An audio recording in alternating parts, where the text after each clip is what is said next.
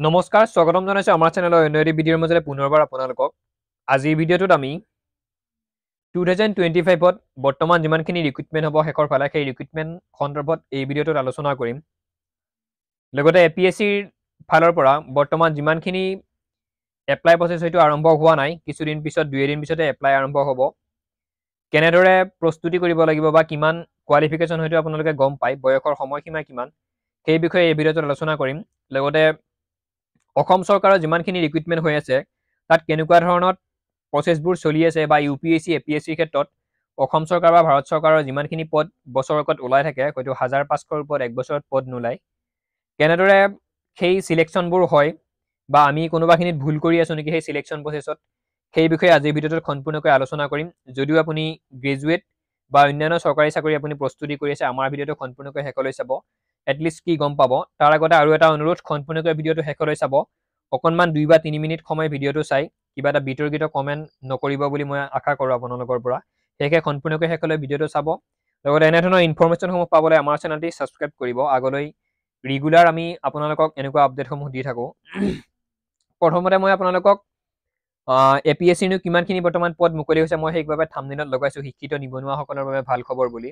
এপিএছচিৰ কিমানখিনি পদ মুকলি হৈছে কেতিয়াৰ পৰা এপ্লাই ষ্টাৰ্ট হ'ব কেতিয়া লাষ্ট ডেট সেই বিষয়ে কথা পাতিম তাৰ নেক্সট এপিএছচি বা ইউপিএছচিৰ নামত আমাৰ চৰকাৰখনে হয়তো কেনেকুৱা ছিষ্টেমত চাকৰিসমূহ দি আছে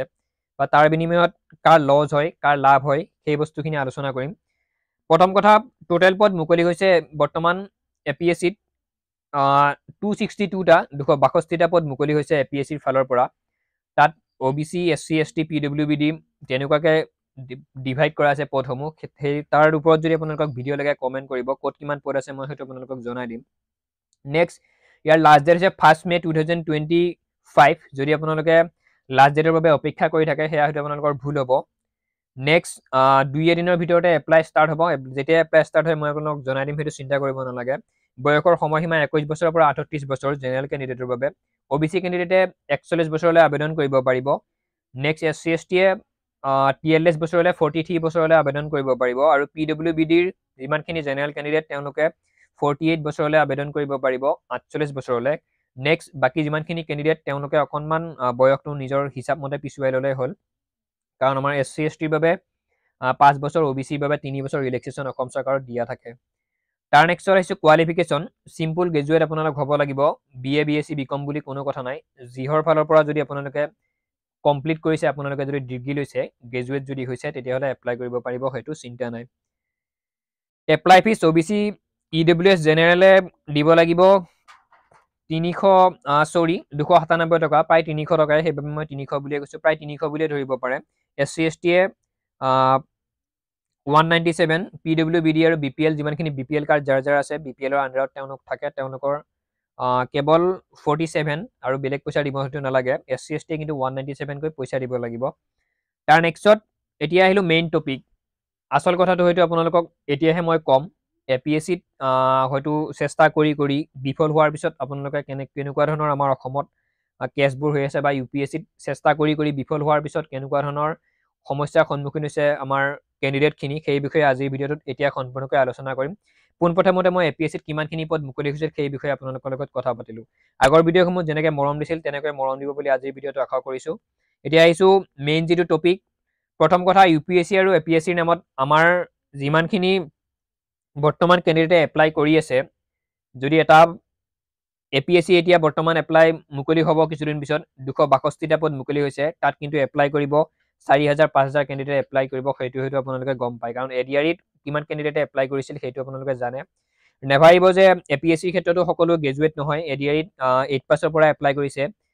এপিএছচিত নকৰিব নেকি তেনেকুৱা নহয় গ্ৰেজুৱেট কেণ্ডিডেট অসমত বৰ্তমান বহুত আছে সেইবোৰ আপোনালোকে হয়তো গম নাপায় তাৰ আগতে আৰু এটা কথা আপোনালোকে এপিএছচি ইউপিএছচি পৰীক্ষাত এপ্লাই কৰে নকৰে পৰীক্ষাত বহে নবহে সেইটো আপোনালোকৰ কথা মই আপোনালোকক মোৰ চিন্তাধাৰা কেনেকুৱা আপোনালোকে এপ্লাই কৰিব লাগে নে নালাগে হয়তো মই এই ভিডিঅ'টোৰ যোগেদি আপোনালোকক ক'ম গতিকে সিদ্ধান্ত নিজৰ যদি এপ্লাই কৰিম বুলি ভাবিছে তেতিয়াহ'লে আপোনালোকে এপ্লাই কৰিব পাৰে তাত কোনো বাধা নাই এতিয়া প্ৰথম কথা যিটো এপিএছচি ইউপিএছচিৰ নামত আমাৰ যিমানখিনি বৰ্তমান চৰকাৰী চাকৰি ইতিমধ্যে হৈ গ'ল সেই বিষয়ে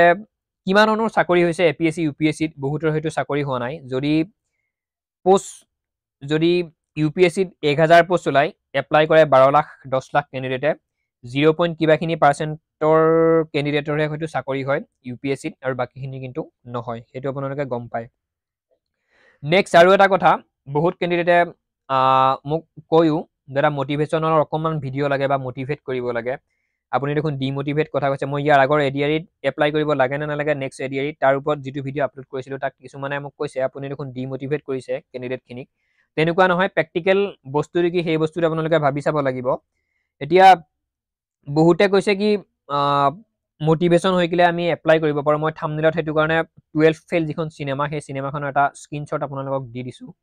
হেতুৰ ওপৰতে কথা পাতিম APSC UPSC বহুতে কব মোটিভেশন হৈ কিনে আমি এপ্লাই কৰিব পাৰো আমি দেখোন তেনেকাও চাকৰি ল'ব পাৰো কিন্তু যিজন ক্যান্ডিডেট অৰিজিনাল সোকা হয় সৰুৰ পৰা এটা সপোন আছে LP স্কুলৰ পৰাই তেওঁ হয়তো সোকা হয়তো ক্লাছত 1 2 3 তেওঁ ৰোল নম্বৰ ঠিক এমি খণ্ড হায়াৰ খণ্ড লগতে HS তো আৰু গ্ৰেজুৱেচনতো তেওঁ ভাল মাৰ্ক সৰুৰ পৰাই এটা সপোন APSC বা UPSC পৰীক্ষাত বহা সেইখিনি ক্যান্ডিডেটে মোৰ মতে UPSC বা APSC পৰীক্ষাত যদি বহে তেওঁলোকৰ সপোন হয়তো পূৰণ হ'ব আৰু যিমানখিনি ক্যান্ডিডেটে 12 ফেলৰ নিচিনা সিনেমাখন চাই বা তেনেকুৱা যে আৰু কিছুমান সিনেমা আছে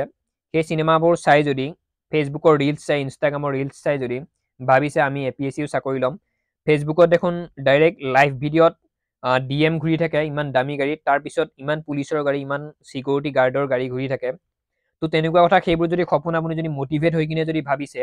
যদি এটা আমাকো চাকৰি লাগে APSC বা UPSC আপুনি যদি SCS হ'ব বিচাৰে বা IPS হ'ব বিচাৰে যদি সেই মোটিভেট হৈ যদি আপুনি ভাবি আছে আমিও এটা চাকৰি লাগে আমাকো এটা চাকৰি লাগে যদি আপোনাৰ চাকৰি নহয় আপুনি কিন্তু অকমান বিপদত পৰিব কাৰণ মোটিভেশনালটো আপোনালোকৰ লগত সদায় নাথাকে যেটো সৰুৰ পৰা আপোনাৰ ডিসিপ্লিন পঢ়াৰ যেটো আপোনাৰ ট্যালেন্ট যেটো আপোনাৰ ষ্টাডি যেটো আপোনাৰ সিস্টেম সেই সিস্টেমত যদি সৰুৰ পৰা গৈ আছে সৰুৰ পৰা যদি এটা সপোন আছে আপুনি SCS হোৱা বা IPS হোৱা তেতিয়া হলে আপোনালোকে মোৰ মতে এপ্লাই কৰক যদি দুই এদিন কিবা এখন সিনেমা চাই কিনে হয়তো কিবা ৰিলস চাই যদি আপোনালোক মোটিভেট হৈছে যদি এপ্লাই কৰিম বুলি ভাবিছে মই ভাবো সেইটো আপোনালোকৰ বাবে ভুল এতিয়া ইয়াত বহুত কথা আছে তো ক'ব লাগিলে অকনমান দীঘলীয়া হয় কথাটো হল কি যিমানবোৰ পদ ওলাই থাকে এতিয়া UPSC কথাই কৈছো UPSC ত 6টা লৈকে হয়তো এটেম্প কৰিব পাৰি 6 বাৰলৈকে ইন্টাৰভিউ দিব পাৰি তাৰ নেক্সট নোৱাৰি এজন ক্যান্ডিডেট যেতিয়া গ্ৰেজুৱেট হয় 21 বছৰ হয় তেওঁ 21 বছৰৰ পৰা তেওঁ মোটামুটি 27 28 বছৰলে তেওঁ কেৱল APSC বা UPSC তেনেকুৱা পৰীক্ষাৰ লগতে লাগি থাকে বহুতে কব ইমান এটা ডাঙৰ পোষ্টৰ বাবে কম্পিটিশন হবই সেইটো আমিও জানো সেইটো সকলোৱে জানে এজন অফিচাৰক উলাব লাগিলে যাৰ হাতত নেকি দেশখনৰ সমূহ দায়িত্ব বা সৰু হুৰা কিছুমান দায়িত্ব সেই অফিচাৰজনৰ হাতত থাকিব তেওঁ কম্পিটিশন কৰি বাছি বাছি চোকাৰ লৰাজনে উলিয়াব লাগিব সেইটো সকলোৱে জানে বা হেয়া চৰকাৰেও কৰি আছে কিন্তু এনেকুৱা হাৰত আমাৰ কম্পিটিশন হৈ আছে বৰ্তমান যুগত চৰকাৰী চাকৰি নামত হেয়া কিন্তু একদম খুব মানে ভাবি চাব লাগিলে বৰ আচৰিত সেইটো কাৰণে যিমানখিনি চৰকাৰে পদ উলিয়াই থাকে একদম খুব কম সংখ্যক UPSC হয়তো 1000ৰ ওপৰত পদ হয়তো ওলাইয়ে পোৱা নাই আজিৰ ডেটত যোৱাবাৰনে কিমান একদম খুব কমকে পদ ওলাইছে এবাৰ APSC টো এবাৰ 262টা পদ আৰু ইয়াতে 4-5 লাখ ক্যান্ডিডেটে এপ্লাই কৰিব আপোনালোকে গম পাইছে তো মোক আগৰ ভিডিঅত কমেন্ট কৰিছিল ডিমোটিভেট কিয় কৰিছে 12 ফেল সিনেমাখন হয়তো আপুনি চোৱা নাই নেকি তাত দেখোন ইমান ধুনীয়া কাহিনী দি দিছে 12 ফেল লৰা যেনো IPS হৈছে বা APS SCS হৈছে তেনেকুৱা কিবা এটা উদাহৰণ দিছে মই আপোনালোকক ক'ব বিচাৰিছো 12 ফেল যিখন সিনেমা সেই সিনেমাখন ময়ো চাইছো তাত যে 12 ফেল লৰাজনে যে SCS হল IPS হল তেনেকুৱা কথা নাই তাত কেনেকৈ সৰুৰ পৰা মানুহ যে ডাঙৰ হয় ইমান চেষ্টা কৰি হয়তো সৰুৰ পৰা ডাঙৰ হ'ব পাৰি এটা দুখীয়া পৰিয়ালৰ ল'ৰা এজনেও চাকৰি পাব পাৰি সেই বস্তুটোহে তাত প্ৰকাশ কৰিছে এটা দুখীয়া পৰিয়ালৰ ল'ৰা এজনে কেনেকৈ জীৱন নিৰ্বাহ কৰিছে কষ্ট কৰি সেই বস্তু তাত প্ৰকাশ কৰিছে তাত কিন্তু কেৱল পৰীক্ষা দিয়েই যে তেওঁ চাকৰি পাইছে সেইটো তেওঁলোকে দেখুওৱা নাই আৰু এতিয়া মই আগতে কৈছো আপোনালোকক কাৰ লাভ হয় কাৰ লোকচান হয় এই APSC UPSC পৰীক্ষাৰ নামত যেনেকুৱা ধৰণৰ খেল চলি থাকে পইচা পাতিৰ খেল বুলি কোৱা নাই মই বাৰু যেনেকুৱা ধৰণৰ সিস্টেম বিলাক চলি থাকে এতিয়া লাভ হ'ব গভৰ্ণমেন্টৰ লাভ হ'ব প্ৰথম কথা চৰকাৰৰ নেক্সট যিমানবোৰ কোচিং চেণ্টাৰ আছে তেওঁলোকৰ লাভ হ'ব কাৰণ আমাৰ ভাৰতত UPSCৰ নামত ইমান কোচিং চেণ্টাৰ আছে আপোনালোকে হয়তো ভাবিব নোৱাৰে পোষ্ট যদি 1000টা ওলাই কোচিং চেণ্টাৰ হয়তো 50000ৰ ওপৰত আছে তো সেই কোচিং চেণ্টাৰ সমূহৰ পৰা তেওঁলোকে চৰকাৰে টেক্স পায় আৰু কোচিং চেণ্টাৰ সমূহৰো লাভ হৈ আছে আৰু লজ হৈ আছে ক্যান্ডিডেট খিনি কেনেকৈ লজ হৈ আছে এজন সোকা ক্যান্ডিডেটে BSc কমপ্লিট কৰা বা MSc তেনেকুৱা একদম সোকা ক্যান্ডিডেট এজনে যেতিয়া UPSC ৰ বাবে প্ৰিপাৰেচন কৰি থাকিব 7 বছৰ 6 বছৰ ধৰি 21 বছৰৰ পৰা তাৰ নেক্সট যেতিয়া তেওঁ হয়তো লাষ্ট এটেম্পটো ক্লিয়াৰ কৰিব নোৱাৰিব UPSC সিস্টেমটো পৰীক্ষাটো হয়তো চাকৰিটো তেওঁ যেতিয়া নাপাব তেওঁৰ মনত নেক্সট হয়তো কিবা ষ্টেপ ল'বৰ বাবে তেওঁলোকে সিদ্ধান্ত ল'ব নোৱাৰা হৈ যায় কাৰণ তেওঁলোক বহুত চোকা নিৰ্দিষ্ট এটা সৰুকৈ ব্যৱসায় কৰিব নোৱাৰে বা নিৰ্দিষ্ট তেওঁলোকে এটা কাম কৰিব নোৱাৰে সেইবাবে মই আপোনালোকক কৈছোঁ যদি চিনেমা চাই কাৰোবাৰ ৰিলছ চাই কাৰোবাৰ কথা শুনি যদি আপুনি মটিভেট হৈ যদি APSC বা UPSCৰ বাবে আপুনি যদি প্ৰিপেৰেশ্যন কৰিব ওলাইছে নিজৰ যদি সৰু সুৰা কিবা প্ৰাইভেটো যদি জব কৰি আছে সেই জব বাদ দি যদি আপুনি APSCৰ পিছত যদি দৌৰিছে তেতিয়াহ'লে কিন্তু আপোনাৰ ভুল যদি সৰুৰ পৰাই এটা মন আছে আপোনালোকৰ এটা ডিচিপ্লিনত আপুনি পঢ়ি আছে আপোনাৰ যদি ষ্টাডি কৰা ধৰণটো ভাল যদি আপোনাৰ টেলেণ্ট আছে যদি আপুনি চোকা তেতিয়াহ'লে আপুনি UPSC বা APSCৰ বাবে প্ৰিপেৰেশ্যন কৰক ইমানখিনিয়ে আছিল কথা কিন্তু মই আপোনালোকক মানা কৰা নাই সিদ্ধান্ত সদায় নিজৰ যদি নিজৰ ওপৰত বিশ্বাস আছে হয়তো আপোনালোকে এপ্লাই কৰিবও পাৰে